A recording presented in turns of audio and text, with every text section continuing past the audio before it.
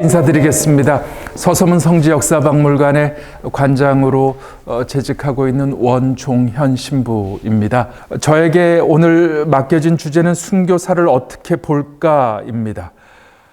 사실 이 주제를 답하기 위해서 좀 더 고민스러운 과정이 있었습니다. 그래서 음악의 주제를 위한 변주라는 표현이 있듯이 주제를 위한 부제 하나를 더해서 저에게 주어진 제목, 순교사를 어떻게 볼 것인가에 대한 적절한 답을 찾아가는 방식을 선택했습니다. 그래서 부제는 보시는 것처럼 조선시대 서울 한양도성 서소문과 천주교 박해를 부제로 갔습니다. 그 의미는 이렇습니다. 조선 후기 천주교 박해의 과정에서 이곳 서소문을 중심으로 전개된 천주교인들의 순교와 관련된 사실들을 살펴봄으로써 순교사를 어떻게 볼 것인가 라는 주제의 질문에 미진하나마 적절한 답을 찾을 수 있을 것이라고 여겼기 때문입니다. 그리고 서소문을 중심으로 전개된 박해와 순교에 무엇보다도 관심을 가졌던 이유는 이곳이 조선조 519년의 역사 속에 무려 100년이 넘는 세월의 한국 천주교회의 박해와 순교의 역사 모두를 아우르고 있는 장소이기 때문에 그렇습니다. 강의 중에 세세히 말씀드리겠습니다만 1801년에 신유 대박해가 있었고요. 1839년 헌정 5년에 기해 대박해가 있었고 고종이 10살의 임금이 되어지고 흥선대원군의 섭정을 시작하죠. 1866년부터 흥선대원군의 섭정이 끝나는 1873년까지 18년 동안에 가장 길고 잔혹했던 박해가 병인대 박해입니다.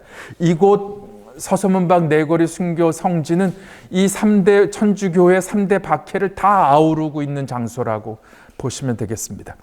본론으로 들어가 보겠습니다. 이미 언급하기도 했습니다마는 서소문은 남대문과 서대문 사이의 관문이었고 지금 서소문대로의 위치에 있는데 여기에서 서울시청 광장 쪽으로 서소문로를 타고 가게 되겠죠. 서소문 고가가 있고 서소문 고가의 끝부분이 호암아트홀이 있고 그 다음에 왼편에는 수납빌딩이 있습니다. 그 사이에 서소문이 있었죠. 수레 두 개가 이렇게 비켜 지나가는 아주 협소한 곳인데 제가 실제 걸었더니 지금은 제 걸음으로 32걸음이 나오니까 8배가 확장되어졌다고 보아집니다. 왜냐하면 수레 두 개면 한 4m 되니까요. 그래서 도시가 그렇게 확장되어졌습니다. 이게 처음에는 소의문이라고도 했는데 나중에는 서소문으로 통칭 그렇게 불려졌습니다. 영조 20년 외란 때 소실되었던 문루를 복원하면서 소의문이라고 칭해졌다고 그럽니다. 태조 5년에는 토성으로 있었고 세종 5년에는 석성으로 개축되어졌지만 1914년도 일제강점기에 멸실되어지고 말았습니다. 그리고 이 서소문은 조선시대 4소문 중 광희문, 동소문이겠죠. 광희문과 함께 시구문의 역할을 가졌습니다. 도성 안에는 묘를 쓸 수가 없었기 때문이죠. 사람이 죽으면 이 두 문을 통해 도성 밖으로 시신을 운구해야 했는데 이들 문 외에 다른 문을 통과하는 것은 금지되었다고 합니다.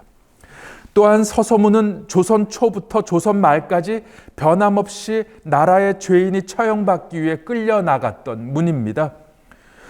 광희문, 동소문은 시신을 드러내다가 버렸지만 처형까지는 이루어지지 않습니다. 광희문 바깥으로 그 시신이 옮겨진 교회 관계 기록들에 의하면 천주교 신자로서 790명이 넘는 분들이 그곳에서 시신이 버려져서 수습을 한 것들이 기록에 남아 있고요. 이곳은 처형터가 이어졌습니다. 사형 집행은 의당 많은 사람들에게 경각심을 주고자 하는 것이 그 목적이었겠죠. 범죄를 예방하려는 목적에서 사람들의 왕래가 잦은 곳에서 행해졌습니다. 서소문은 아현과 말씀드린 대로 남대문 밖의 칠패시장으로 통하던 문이었고, 그래서 이 서소문 밖 내거리는 도성의 문이 열림과 동시에 일찍부터 사람들이 붐비는 곳이었습니다. 서소문 밖의 번화함을 이야기한 정약용의 목민심서를 들여다보면 이 장소를 이렇게 정약용이 설명해내고 있습니다. 곡물이 폭주하고 수레가 부딪히고 사람이 어깨를 부딪히는 곳이다. 한강 물길을 통해 반입되는 모든 물자가 서소문 밖으로 모여들었다 그럽니다. 때문에 당시 서소문 밖 만초천변의 하천 부지는 조선 초 태종 16년 1416년부터 서울의 주요 처형지였던 당곡의 세남터 그리고 절두산과 더불어 국가의 공식 처형터였습니다. 지대가 저습함으로 선초에는 취락이 들어서지 않아 형장으로 적합하였기 때문이고 17세기 말부터 서소문 밖 구릉지에 취락이 들어서면서 이를 배경으로 서소문 내거리에 시장이 설립되기도 했지만 그럼에도 불구하고 과거의 행영장 일대는 공지로 남겨두었다고 그럽니다. 말씀 이미 드렸습니다. 지금 60 이상 되신 이 동네 분들에게 여쭤보면 어린 시절 부모님들이 이 땅이 워낙 음산하니까 음기가 강하니까 이곳을 지나가지 못하게 해서 순화동 뒤쪽으로 뒷굴길이 있었는데 그곳을 애둘러 다녔다고 그럽니다. 그만큼 어떻게 보면 그래서 이 땅에 아파트가 들어서지 않았겠죠. 현재까지. 그래서 한양 도성 바깥의 유일한 그 성박 공원으로는 이곳이 유일합니다. 서소문 역사공원이요. 조선조 서소문 바깥에서 주요 행영 기록을 선초의 실록을 빌어서 간략하게만 소개를 하면 연산군 10년 7월 이염의종 만수가 능지처참한 기록이 있고 같은 해 8월에는 무단으로 벌목하고 토속 채취 등의 범법 행위가 있어서 또 차명에 처해진 경우가 있고 명종 4년에는 불경죄 그리고 광해군에 이어서 인조 3년에는 화적패 6명을 또 서소문 바깥에서 효시한 바가 있고 숙종 21년 그리고 영조 시기에까지 서소문 바깥에서는 다양한 처형과 효수가 있었습니다. 특히 조선 후기 서소문 밖에서는 조정의 정치 이념인 유학 사상의 위협적인 존재로 인식되었던 천주교도들이 주로 처형이 되었는데 순조 때부터 본격화한 천주교에 대한 박해로 이 서소문 밖 내거리 형장은 국내에 널리 알려지기를 시작합니다. 기록에 의하면 이 서소문 밖 내거리에서 천주교인들에 대한 사역이 집행되기 시작한 것은 정조께서 1800년에 서거하시고 1801년에 그 당시 기득권인 노론을 대신해서 정순왕후가 섭정을 시작하고 척사유눔을 발표하죠. 유학만이 정학이고 나머지는 다 사학입니다. 그래서 5가작통 5가정에 한 가정 천주교 신자가 나오면 나머지 4가정을 같이 벌하는 연자죄가 시작이 되죠. 그래서 대체로 서울에 거주하거나 서울에 연고를 둔 신자들이 처형되기 시작합니다. 조선 후기 천주교 박해의 과정에서 이 서소문을 중심으로 전개된 천주교인들의 순교와 관련된 사실들을 간략하게 살펴보겠습니다. 서소문 밖에서의 순교사는 크게 3시기로 나누어집니다. 이미 언급해 드렸습니다. 첫 번째 시기는 신유대 박해입니다. 정조 사후 순조 1년인 1801년에 시작되었습니다.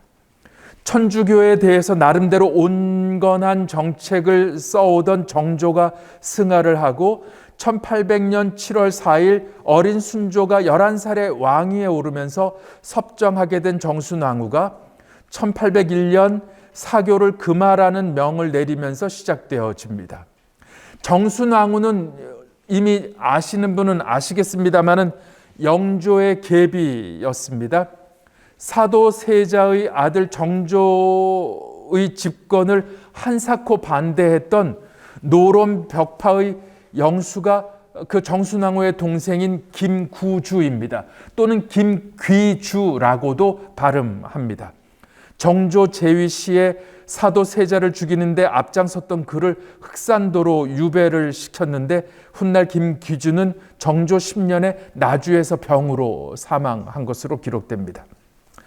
어찌됐든 이 신유박해의 결과로 같은 해 2월 26일 최초로 북경에 가서 세례를 받고 돌아온, 그래서 조선의 천주교회 설립에 큰 기여를 했던 이승훈이 이곳 서서문 밖에서 처음으로 처형을 당하는데, 이승훈은 여러분들이 이미 여러 차례 강의를 통해서 들어보신 바 있습니다. 광암 이벽이 주도했던 강학회의 일원이었고요. 정약현, 정약전, 정약종, 정약용 형제의 처남이었습니다. 그리고 성호 이익의 증손이자 그의 학풍을 계승한 당대의 대학자 이가환이 그의 외삼촌이었고요. 1866년 병인 대박해에 그 아들 이신규와 손자 이재의가 치명 순교하고, 또 1871년에는 증손자 이연구와 이균구가 각기 또 순교해서 온 집안이 다 순교한 경우입니다. 신유 대박해로 인해서 한국교회 최초의 선교사인 중국인 주문모 신부님이 제일 왼편에 그림으로 되어 있습니다. 또 그분이 조선에 들어와 구성한 평신도들의 단체인 명도회의 회장이었던 정약종, 정약용의 형입니다.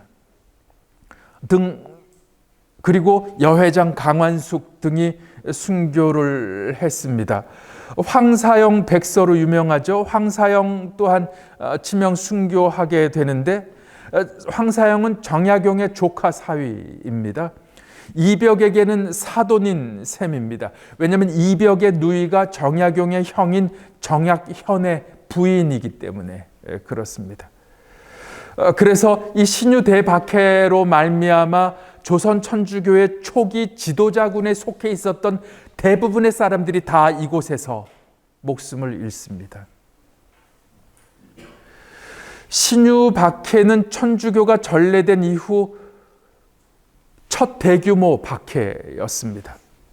이 박해를 통해 대왕 대비 김씨와 노론 벽파는 두 가지를 목적으로 했다고 사학계에서는 일갈하고 있습니다. 그 첫째는 천주교 척결을 통한 자신들의 권력 기반인 주자학적 지배 이념의 강화가 그 목적이었다. 그래서 천주교를 신분제와 조상제사 등 사회의 미풍양속을 어지럽히는 집단으로 간주했던 것이죠.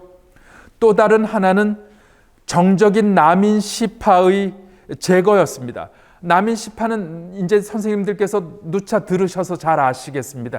최재공을 비롯해서 이가환, 이승훈, 정약용 등등이겠습니다. 학통으로는 성호 이익의 학통을 따랐던 사람들이죠.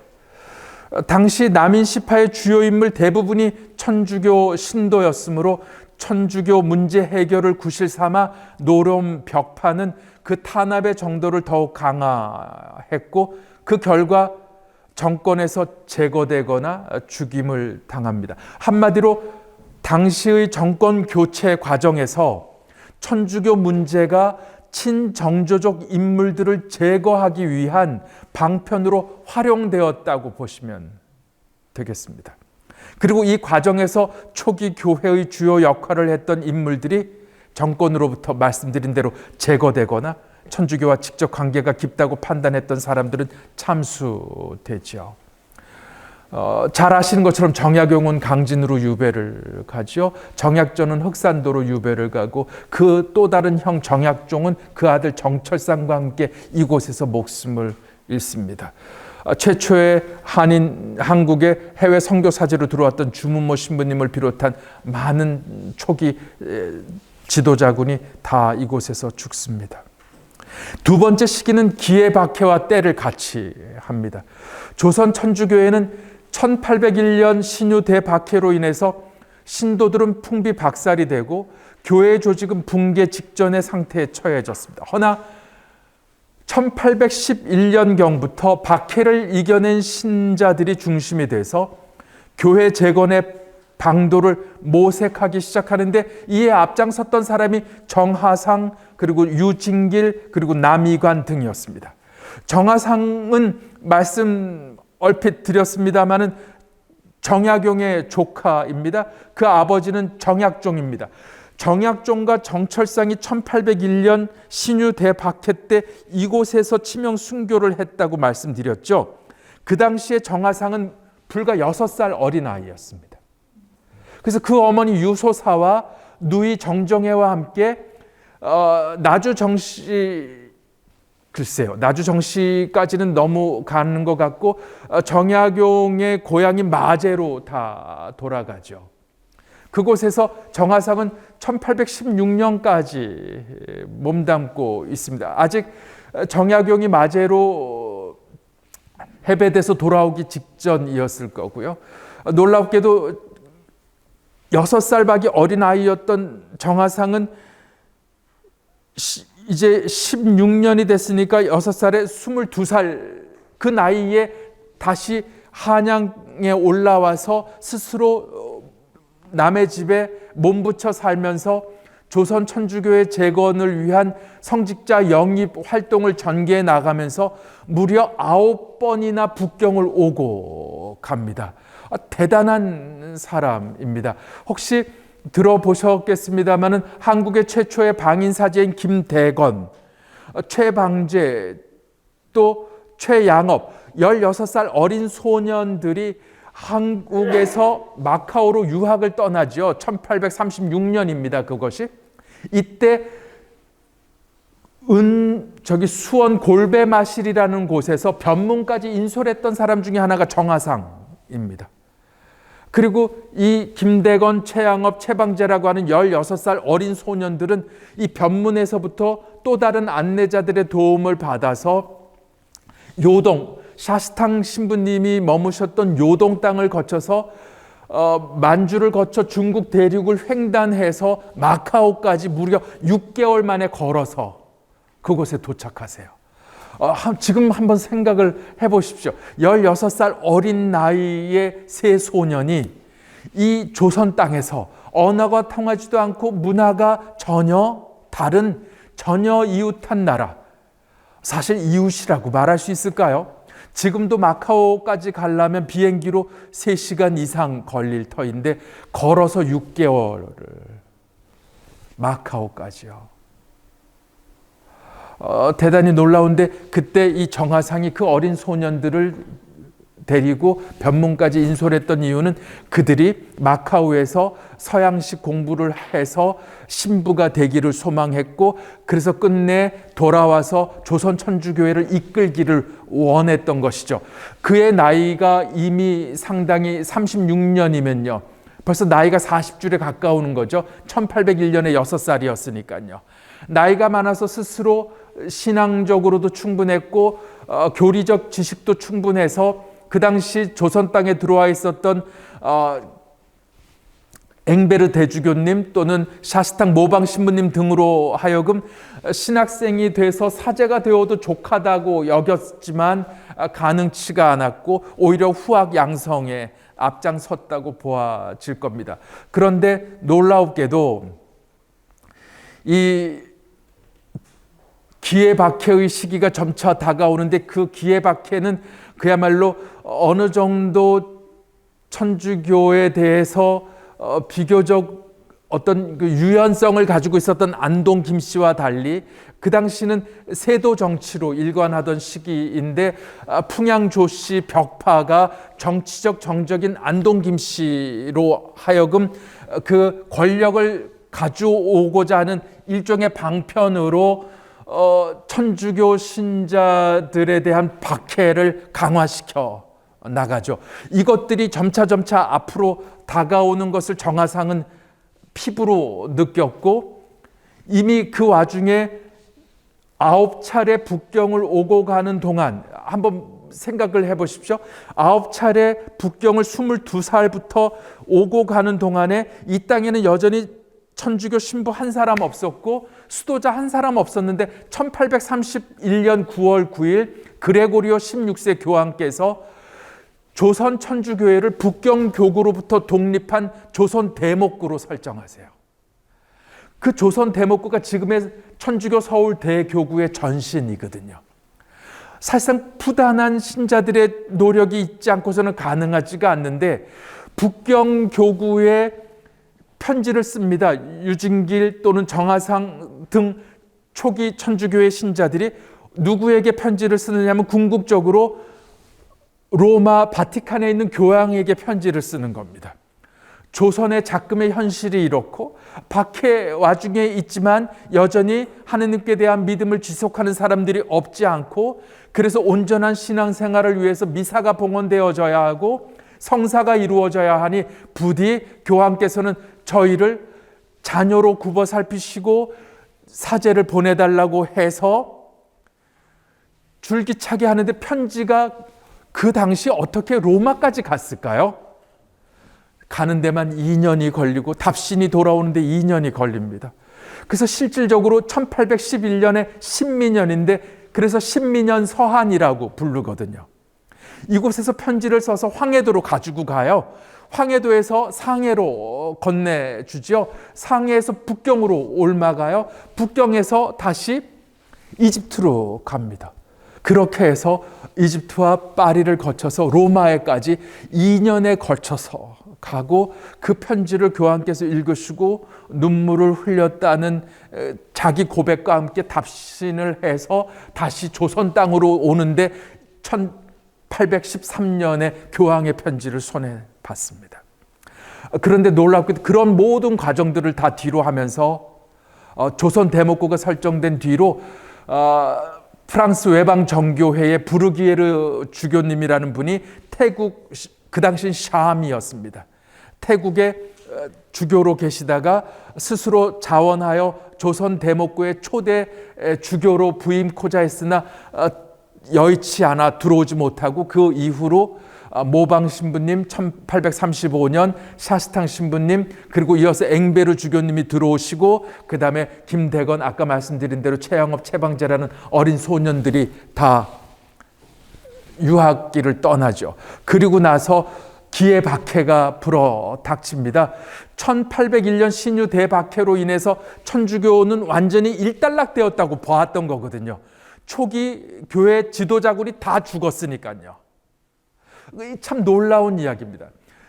한편 신앙적으로 살펴봐야 할 일인지 아니면 이것을 이해하는 방식은 각자의 마음가짐에 달렸다고도 할 수 있겠습니다. 외인고하니 이렇게 말씀을 드리는 이유는 서울에서 박해를 가하니 원주로 옮아가고요. 원주에서 박해를 가하니 강릉으로 옮아갑니다.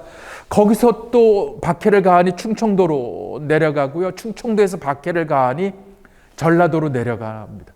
전라도에서 박해를 가하니 제주도로 옮아가죠. 마치 박해는 신앙을 낳는 씨앗 같은 것이었습니다. 그러고 보니 이런 교훈 하나를 얻어도 족할 것 같습니다. 모사제인이요 성사제천이라는 말이 있습니다. 일을 꾸미는 것은 사람에게 있으나 결국 그 일을 이루시는 분은 하늘의 뜻이다. 이렇게 해석할 수도 있겠죠.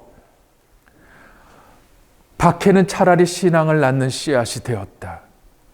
분명 정하상 그리고 그 누이 정정의 그 어머니 유소사는 기해 박해 때 다 옥에 갇혔고 어머니 유소사는 말씀드린 대로 옥에서 순교했고 나머지 두 사람은 그 아버지가 1801년 38년의 간격을 두고 이 자리에서 목이 떨어져 죽지요. 그럼에도 불구하고 그가 썼던 상제상서 당시 상제상서입니다. 제상에게 고하는 글입니다. 이 세상에는 금이 있습니다. 금은 그 순도에 따라서 좋고 나쁨을 이야기하지 어디서 온 것인지 출처를 따지지 않습니다. 제가 금을 이야기하는 것은 천주의 도리를 두고 이야기하고자 함이고 천주께서 말씀하시기를 위로는 임금이 있어서 임금을 받들고 아래로는 백성이 있어서 백성을 위하라 하십니다. 이웃이 있어서 내 몸같이 사랑하라 말씀하시니 헌정 5년에 임금님 제발 그만 죽이시고 우리로 하여금 이 진리를 따라 살도록 내버려둬 달라고. 그렇지만 그 아버지의 뒤를 이어서 정하상은 그렇게 목숨을 잃고 맙니다. 쭉 넘겨가시는데 저의 강의록의 6페이지의 중간 패러그래프를 보면 이런 풍양조씨 벽파의 안동 김씨 시파에 대한 정치적인 압력, 그리고 그들의 천주교 신앙에 대한 유연한 태도가 빌미가 돼서 박해는 가중되었지만, 당시 또 조정에서는 서세 동점을 막자는 것이 중요한 화두로 등장했고, 때문에 박해와 사륙도 무자비해졌습니다. 이 박해의 과정에서 서소문박 내거리 형장에서 처형된 천주교인들은 다음과 같습니다. 1839년 4월 12일 남면혁을 비롯한 5명, 김아기 등 4명, 그리고 정하상, 유진길 본인 스스로, 그리고 이때 처형은 11월 24일 정정회 등 7명이 순교한 뒤에야 끝이 납니다. 1840년 말까지 3분의 서양인 천주교 신부를 비롯해서 전국적으로 119명의 천주교인들이 투옥 그리고 처형된 것으로 기록되어지고 있습니다. 세 번째 시기는 병인 박해와 때를 같이 합니다.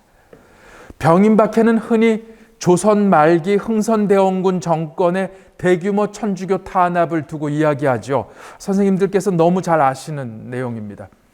허나 병인년, 즉 1866년은 박해의 시작일 뿐이고, 대원군의 섭정기간 7년 동안 조선 천주교에 대한 박해는 지속되었습니다. 이 박해의 과정에서 서소문박 내거리 형장에서 처형된 천주교인들은 다음과 같습니다. 1866년 1월 21일 남종삼 그리고 홍봉주 등 외국인 선교사와 관계가 깊은 지도자급 신도들에 대한 처형이 있었습니다. 남종삼, 이 이름 석자 들어보신 적 있으신지요? 지금으로 치면 대통령 비서실장이었으니까 사실상 그 당시에 흥선대원군의 비서실장이었습니다. 승지였습니다. 실제 헌종 때 문과에 급제해서 벼슬을 지냈고 왕족들의 자녀들을 가르쳤던 인물입니다. 근데 이제 대원군이 섭정하였던 고종 시기에는 승지 벼슬을 하고 있었죠.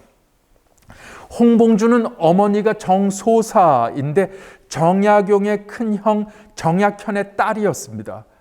부친 홍재영과 어머니 정소사는 기해박해 시 순교하고 그의 조부 홍낙민은 대제학이었던 권철신의 제자였는데 신유박해 시 순교했습니다. 권철신은 다 이미 들으셨겠죠? 성호 이익의 학통을 이끌고 있었던 노감계의 수장이 권철신입니다. 그의 동생 권일씨는 지지난 강의 때 제가 유튜브를 통해서 얼핏 들었는데 안정복의 사위입니다. 그리고 같은 해 1월 23일에는 전장훈, 최형 등이 이 서소문에서 사형을 당하는데, 이 최형이라는 분은 김대건이라는 어린 소년과 함께 동행했던 최양업, 최방제의 형이 최형입니다. 그리고 그 최방제는 유학 가서 6개월 안에 풍토병에 걸려서 죽게 되지만, 이 최형은 결국은 그 동생을 대신해서 김대건이라는 소년이 10년 후에 사제가 되어 한국 최초의 사제로서 이 땅에 들어와 선교를 할 때 내내 오히려 동생의 친구이기도 한 김대건 신부를 도와서 선교에 임했고 끝내 죽기까지 신앙을 지속했던 인물입니다.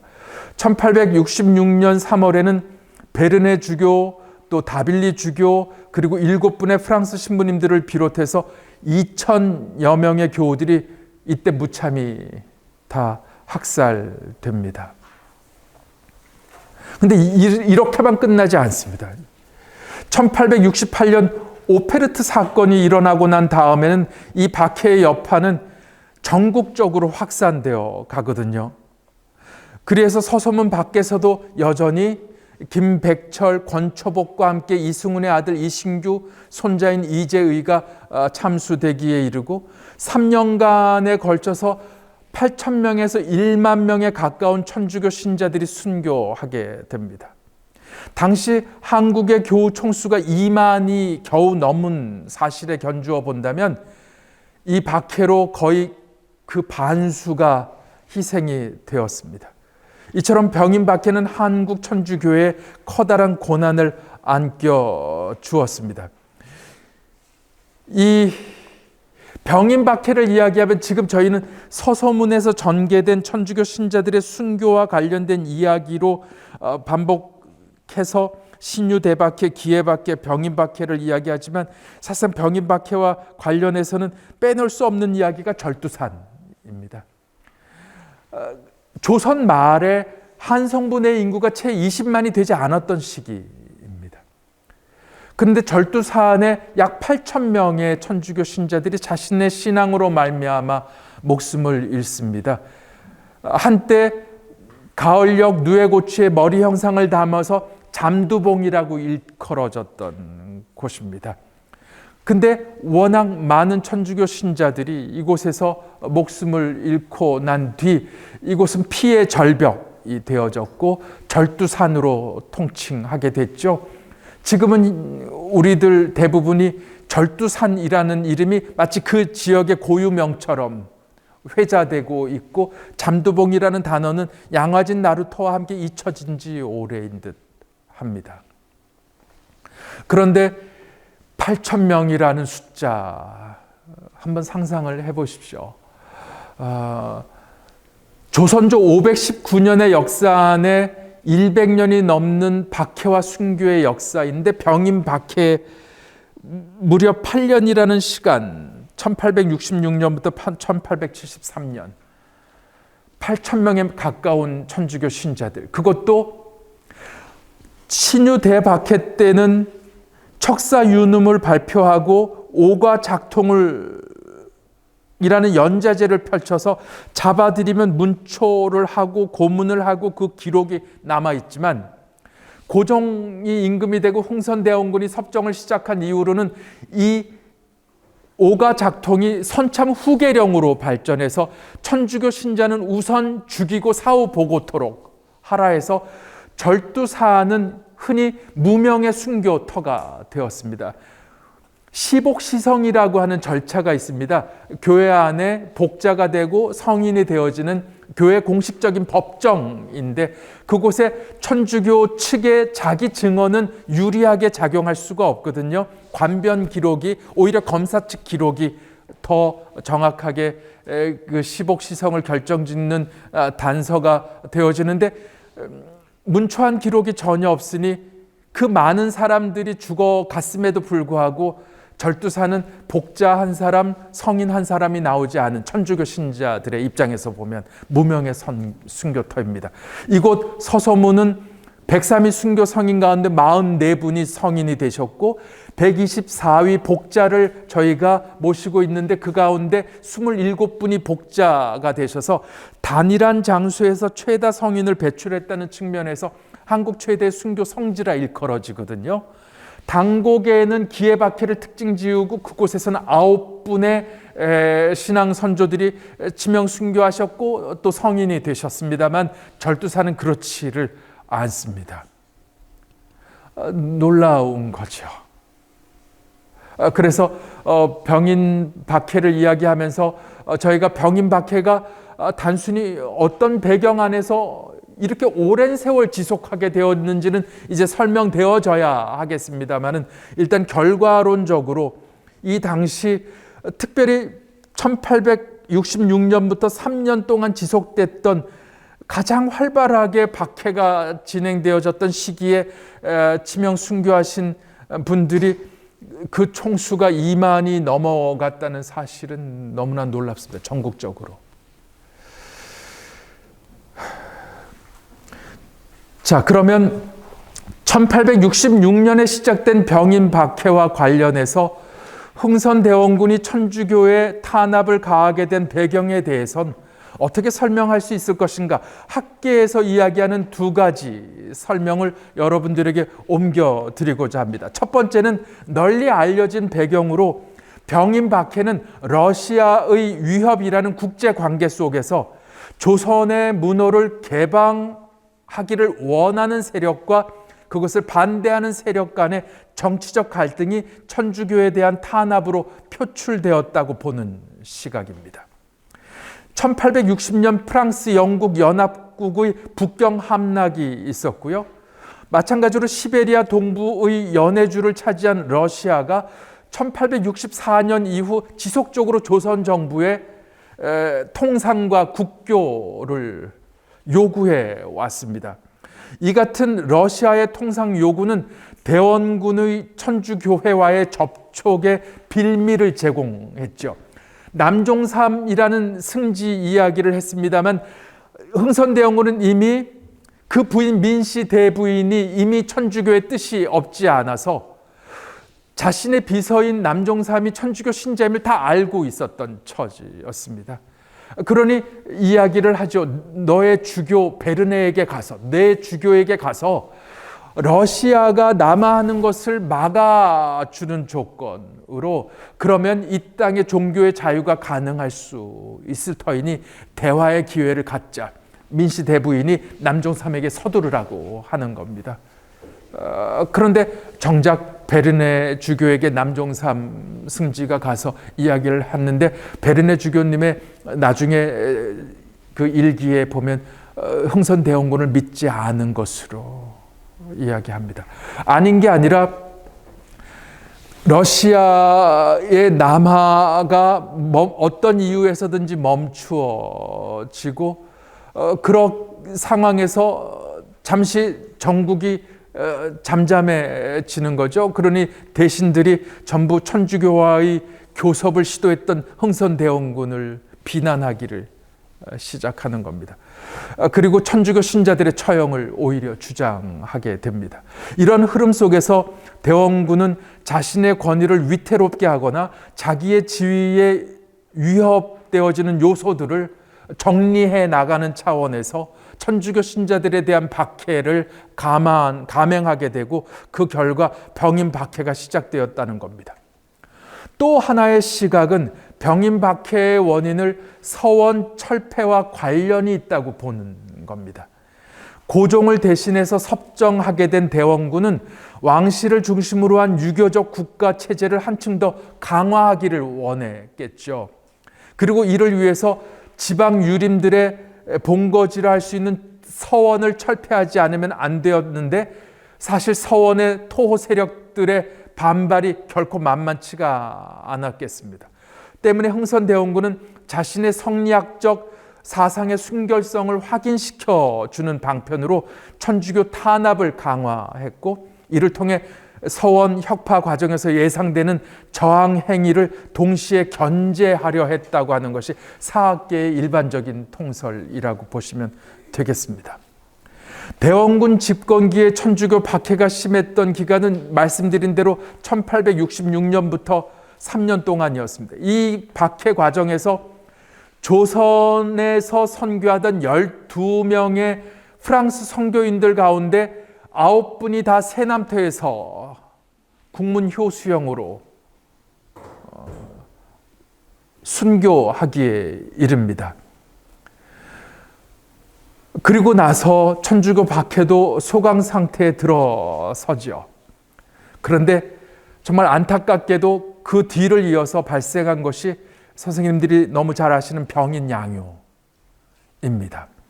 프랑스 함대의 무력 침공은 천주교에 대한 조선 정부의 박해를 확대시키는 계기가 되었지요. 병인 양요로 가열된 박해는 1867년을 넘어 68년까지 지속이 됩니다. 프랑스 군대가 물러간 뒤 대원군이 했던 말이 있습니다. 프랑스 군대가 양화진까지 침입한 것은 천주교 때문이고 그로 인해 조선의 강역이 서양 오랑캐들에 더럽혀졌으니 양화진을 천주교 신자들의 피로 깨끗이 씻어야 한다. 그래서 세남터와 서소문 밖에서 처형하던 신자들을 양화진에서 처형토록 했습니다.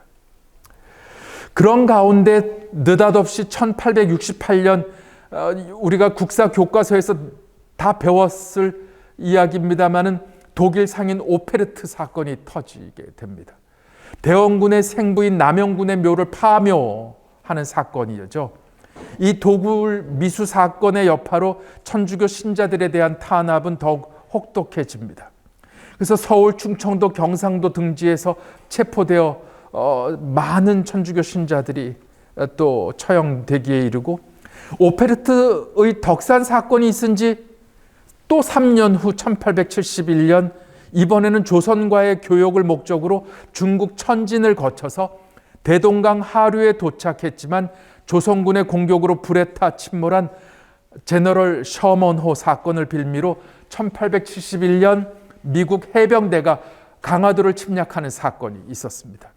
신미양요이죠. 하지만 대원군은 서울의 종로와 팔도 각 지역에 척화비를 세우죠. 백성들의 척화 사상을 고취시키는 등 항전 의식을 불태웠고, 결과 미국 함대는 7월 3일 철수했지만 이런 와중에 대원군은 신미양요로 외세와 결탁했다고 간주하고 또다시 천주교 신자들을 체포 처형합니다. 그러니 1866년 고종이 10살의 임금이 되어지고 나서 1873년 흥선대원군이 섭정을 마무리하기까지 18년 동안엔 뜻하지 않게 너무나 다양한 사건들이 지속되면서 그 박해가 강화되어졌다고 보시면 되겠습니다. 병인 박해로 인해 조선교회는 정말로 회복이 불가능할 정도로 무너져 내렸다고 합니다. 겨우 목숨을 부지한 신자들은 산천을 떠돌며 초급 목피로 목숨을 이어나가야 했고요. 조선 천주교회가 다시 수면 위로 올라온 것은 1882년 한미 수호 조약에 이어서 1886년 한불 수호 조약 있고 난 뒤입니다. 1784년 이승훈의 북경 세례, 그리고 수표교 인근 이벽의 집으로 돌아와 이벽에게 세례를 주고, 이승훈과 이벽이 건철신, 권일신, 정약용, 정약전, 정약현 등 가성직제도 안에 세례를 주어서 세례로 말미암아 결속된 신앙 공동체를 이룬 것이 한국 천주교 창립 원년이라고 한다면 그야말로 100년 동안 이어진 박해였습니다. 1784년 그리고 1873년을 따져보면 꽉 찬 만 100년인 셈이죠. 이렇게 100년 동안 이어진 박해 과정에서 순교한 사람이 과연 얼마나 될까? 오늘날 그 이름을 정확하게 문서, 관변 기록을 통해서 파악하고 알고 있는 사람은 1800명에 이릅니다. 교회 증언록, 박순집이라는 분의 증언록 등을 비롯해서 교회 측 증언록에 의한 천주교 신자들의 순교의 양태 또는 순교한 숫자는 2만 명이 훨씬 넘어가고요. 순교까지는 하지 않았지만 천주교 신자와 가족을 이루었고 이웃하고 살아서 그들이 목숨까지는 잃지 않았지만 함께 감당해야 했던 다양한 어려움들,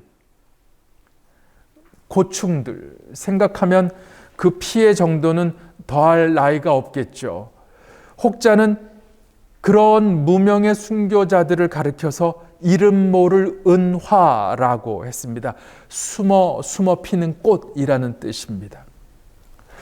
오늘 이 서소문을 중심으로 전개된 천주교 신자들의 박해, 신유 대박해, 기해 대박해, 병인 대박해의 배경과 그 안에서 숨져간 사람들의 이야기를 나름대로 정리해 봤습니다. 이것을 통해서 이제 결론을 선생님들께 말씀드리고자 합니다. 지난 여러 시간을 통해서 공부해 오신 것을 토대로 또 스스로 정리를 도와가셔도 좋겠는데, 그리스도 신앙, 천주교 신앙이 우리나라에 들어온 것은 18세기 말이었습니다. 외국에서 선교사가 파견되기 전에 한국인들이 자발적으로 그리스도 신앙을 중국으로부터 영입했다는 사실을 우리는 잘 알고 있습니다. 그 시대 조선 정부는 철저한 유교적 질서를 지향하고 있었죠. 효와 충을 지상 가치로 보는 질서였습니다. 반면 그리스도 신앙은 사람들의 시선이 하느님에게로 가는 질서를 가르쳤습니다. 효와 충은 그 질서 안에서 어쩌면 2차적인 것이었습니다. 그러니 이렇게 표현할 수 있지 않을까 싶습니다. 이런 이념적인 이질감에다가 사분오열되어 다투던 그 시대 당파 싸움이 가세해서 조선 조정은 그리스도 신앙을 사악한 종교로 낙인 찍었습니다. 때문에 그리스도 신앙이 뿌리를 내리기도 전에 박해는 시작됐고 순교한 이들의 수가 2만 명을 육박했습니다. 순교까지는 하지 않아도 말씀드린 대로 순교자의 가족이기 때문에 겪어야 했던 고충까지 생각한다면 참으로 많은 생명이 희생을 당했습니다. 한국인들이 자발적으로 그리스도 신앙을 연구하고 영입하였다는 사실 신앙에 대한 교육이 대단하지 않았던 시기임에도 많은 분들이 신앙을 위해 목숨을 버렸다는 사실은 우리가 그 이유를 생각해 보아야 할 점이라고 여깁니다. 천주교 관계 한문 서적들이 우리나라에 들어온 것은 17세기 초였습니다. 이수근이 세례를 받기 전 150년 전의 일입니다. 이미 들으셨던 마테오 리치의 천주실이 또 판토아 신부의 칠극 등을 비롯한 한문으로 된 몇 안 되는 서적이 중국으로부터 흘러 들어왔습니다. 한역 서학서 안에 한문 교리서가 곁들여 들어왔죠. 한역 서학서를 보면서 그 배경 사유에 대한 관심을 가졌고 그 배경 사유에 대한 관심이 한역 교리서에 대한 보다 심층적인 연구를 거듭하게 했다고도 할 수 있을 것 같습니다. 어쩌면 지극히 인간적으로 다 아시는 것처럼 1644년 명나라가 망하고 조선은 소중화주의를 표방하면서 대명의리론을 앞세웠고 북벌을 외쳤던 나라입니다. 어느 날 송서수비라는 책에 보면은 효정과 함께 송시열이 그게 기해독대라고 하죠. 이제 북벌을 위한 마땅한 준비 10만 양병설이 등장합니다. 그러나 이미 정국이 안정된 이후 송시열은 임금에게 수신제가 하시고 치국평천하심이 옳습니다. 결국은 북벌은 멈춰지죠. 결국은 소중화주의로 사실 그것이 유일하게 이 땅의 백성들이 초군 목피로 연명하면서도 자신들을 버텨낼 수 있었던 자존심이었을지도 모르겠습니다. 그것을 정치 쪽에서는 그것을 충분히 활용했을런지도 모르겠고요. 하지만 이 대외적 명분론이 다 실효성을 갖지 못했을 때 조선은 돌연 소중화주의에서 조선중화주의로 옮아갑니다. 그리고 조선중화주의에서 일제강점기로 넘어오면서 위정척사론이 등장을 하고 그것이 한편 규범화되어지고요. 또 한편 대중화되어지고요. 그러면서 오늘날 우리에게까지 여전히 영향을 미치죠. 때로는 그것이 애국이 되고 민족 정신이 되고 사실 우리가 역사를 전적으로 어떻게 이해하고 평가해야 할런지는 그건 또 다른 이야기일 수 있겠습니다만은 아까 말씀드린 대로 한역 서학서를 가져다가 느닷없이 보면서 이제는 북벌이 아니라 북학이다. 들어온 한역서를 연구하면서 그 배경 사유에 대한 관심을 갖고 한역 교리서를 접하고 우리도 이것을 따라 행하거나 우리가 이것을 훔쳐서 이것대로 시행을 하면 아마도 단순했을 것 같습니다. 우리도 청나라처럼 잘 살 수 있을 거라고. 우리도 예전보다 보다 나은 세상을 살 거라고 생각했겠죠.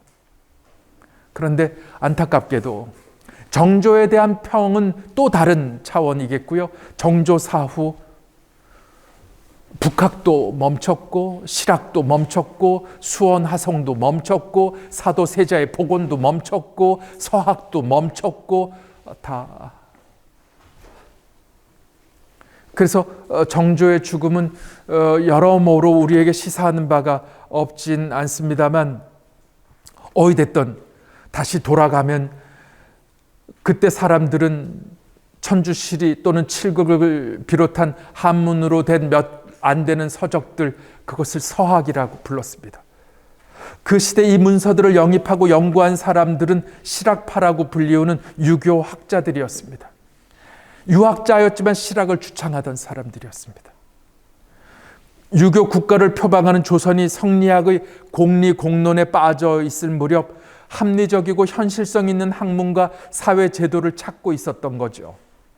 임진왜란이라는 엄청난 민족적 시련을 겪은 직후의 일입니다. 병자호란과 50만이 죽고 50만이 노예로 끌려가 뒤입니다. 이 무렵 실학자가 연구한 천주교는 그래서 신앙이기도 하지만 또한 새로운 세계관이고 사회관이었다고 말씀드릴 수 있겠습니다. 홍길동이라는 소설을 우리 모두는 잘 알고 있죠. 그 소설의 저자 허균도 이 실학파의 일원이었습니다. 허균에 대한 연구소를 쓴 어떤 학자는 그 시대 조선 사회의 모습을 이런 내용으로 요약합니다. 이희와 선생님 조남 들어보셨을까요? 네, 허균이라는 책을 쓰셨습니다. 한길사에서 1997년, 정확히 인용은 45페이지에서 47페이지입니다. 존경에 맞지 않는 이희와 선생님이어서 제가 이 안에 다 가로를 담아놨습니다. 첫째, 무고로 죄 없는 사람들을 고발하여 감옥에 가게 하는 일이 많아서 백성은 불안하고 서로 믿지 못하는 풍조가 휩쓸었다. 둘째, 벼슬 팔아먹기와 뇌물과 횡령이 판쳤다. 셋째, 과거 시험 문제가 사전에 유출되는 등 부정이 행해지고 벼슬 아치들의 부정부패는 당연한 것으로 되었다. 넷째, 무리한 토목공사들을 벌려놓고 관리들은 공사 자재를 횡령하고 민생고에 허덕이는 백성들로부터 재물을 빼앗아서 매우 사치스럽게 살았다. 결국 임금으로부터 지방 수령에 이르기까지 자기 신분을 보호하기 바빴고 그것을 위해서는 금력이 필요했다.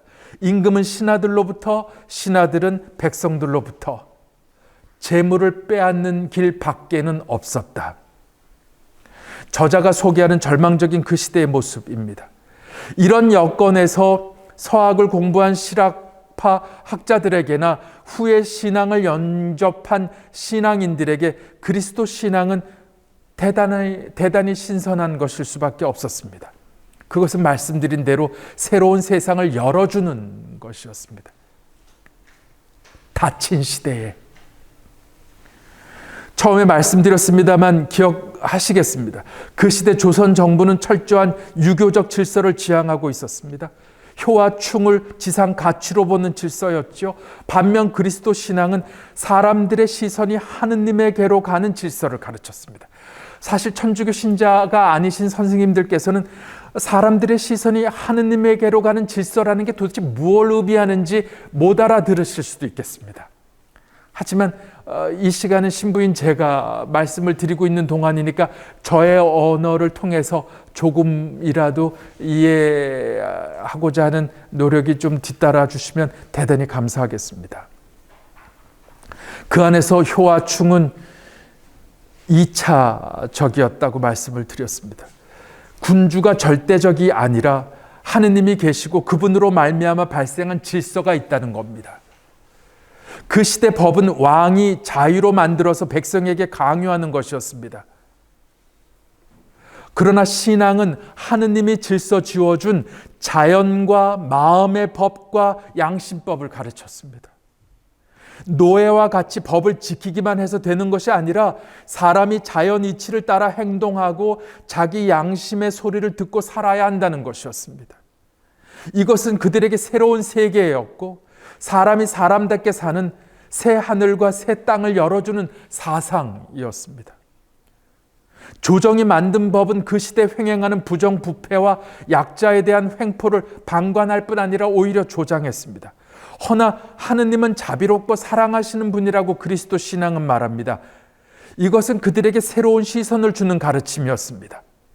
무자비한 법과 제도에 한마디 항의도 못하며 짓눌려 살다 죽어가는 사람들에게 하느님으로 말미암아 발생하는 질서, 곧 정의와 자비와 사랑의 질서에 대한 가르침은 그 시대 인간 삶이 안고 있는 모든 부조리를 한순간 걷어내는 기적이었습니다. 그래서 그것은 적어도 그들에게 새하늘과 새 땅을 열어주는 일이었다고 말씀을 드리고 있습니다. 조상 제사에 대한 신앙인들의 거부는 박해하는 사람들이 찾아낸 박해의 명분이었습니다. 신앙인들이 그것을 거부한 것은 그러니 유교 국가 체제의 근본 질서를 거부한 것이었습니다. 왕과 권력 구조의 절대성을 거부한 것이었습니다. 또한 신앙인들이 축첩을 거부한 것은 유교가 가르친 남녀 차별의 철칙을 거부한 것이었습니다. 신앙인들은 사대부를 중심으로 한 계급 의식을 거부했습니다. 사람은 모두 하느님 아버지의 자녀라는 의식은 계급적 차별을 거부하게 만들었습니다. 순교자들 중에 백정 출신 황일광이라는 사람이 있습니다. 그가 남긴 아주 유명한 말입니다. 나에게는 천당이 둘이 있습니다. 하나는 죽어서 가는 천당이고 또 하나는 양반과 쌍것들을 가리지 않고 모두를 똑같이 존중하는 이 세상의 천당입니다. 백정 출신으로 멸시당하던 사람이 그리스도인이 되면서 계급의 장벽을 넘어 신앙인 모두가 같은 형제 자매로 통하는 신앙 공동체는 그에게 또 하나의 천당이었습니다. 따라서 순교자들은 한마디로 새 하늘과 새 땅을 향해 그들의 목숨을 버린 사람들입니다. 그들은 하느님으로 열리는 새로운 질서를 열망했습니다. 바오로 사도께서 로마서 8장 39절에서 하신 말씀처럼 이 세상의 그 무엇도 하느님의 사랑에서 우리를 떼어놓을 수 없다는 것을 믿고 형벌을 당하고 죽어가신 분들입니다. 그리스도 신앙은 우리를 위해 돌아가신 예수님이라는 신앙 고백을 갖습니다. 하느님의 일을 실천하는 사람은 자기 목숨을 아끼지 않는다는 가르침을 우리에게 남기신 분이 예수님이라는 의미를 그 안에 담고 있겠습니다. 따라서 저의 결어입니다. 순교사를 어떻게 볼 것인가? 인간이 자기 자신을 위해 살지 않고 대의를 위해 투신하면 그 생존은 보장받지 못합니다. 그것은 예전이나 지금도 마찬가지가 아닐지요. 그 대의가 신앙이면 순교이고 그것이 국가라면 순국이고 그것이 직장이라면 순직입니다. 자기 일신의 안위를 생각하지 않고 온몸을 바쳐 대의를 추구하다가 목숨을 잃는 경우라 하겠습니다. 순교사를 어떻게 볼까에 대한 저의 마지막 답입니다. 시간이 어떻게 됐는지 모르겠습니다만은 장시간 수고 많으셨습니다. 고맙습니다.